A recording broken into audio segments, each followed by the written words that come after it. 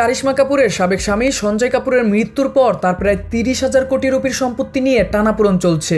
তার এই বিপুল পরিমাণ সম্পত্তির অধিকারী কে হবেন তা নিয়ে শুরু হয় বিবাদ। দাবিদারদের মধ্যে রয়েছেন সঞ্জয়ের বর্তমান স্ত্রী প্রিয়া কাপুর, মা রানী কাপুর ও দ্বিতীয় স্ত্রী কারিশমা কাপুরের 2 সন্তান সামারা ও কিয়ান। যদিও সঞ্জয়ের বর্তমান স্ত্রী প্রিয়া সম্পত্তির অধিকার অন্য কাউকে দিতে নারাজ। তিনি যেমন মামলা করেছেন তেমনি প্রিয়ার বিরুদ্ধে আদালতের দ্বারস্থ হন কারিশমার 2 সন্তানও। এর প্রেক্ষিতে বড় রায় দিলেন আদালত। আগেই কারিশমার 2 সন্তান দাবি করেছেন প্রিয়া তার বাবার সম্পত্তি জাল করেছেন। জালিয়াতি করে বানানো নতুন হুইলে সম্পত্তি নিয়ে স্পষ্ট তথ্য দেননি।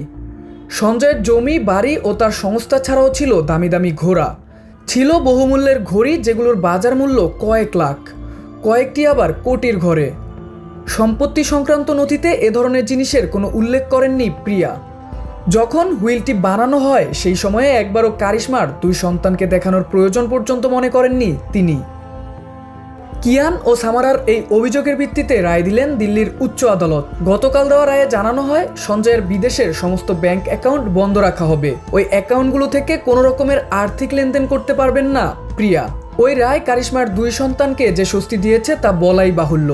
এই রায় প্রকাশের পর বোন কারিনা কাপুর খান ইঙ্গিতপূর্ণ পোস্ট দিয়ে লেখেন, আশার আলো, বিচার আমরা পাবই, সত্য প্রকাশ্যে আসবে। আদালত আরও নির্দেশ দেন সঞ্জয় কাপুরের সম্পত্তি অবশ্যই সংরক্ষণ করা প্রয়োজন এবং এগুলো কোনোভাবেই হস্তান্তর কিংবা নষ্ট করা যাবে না।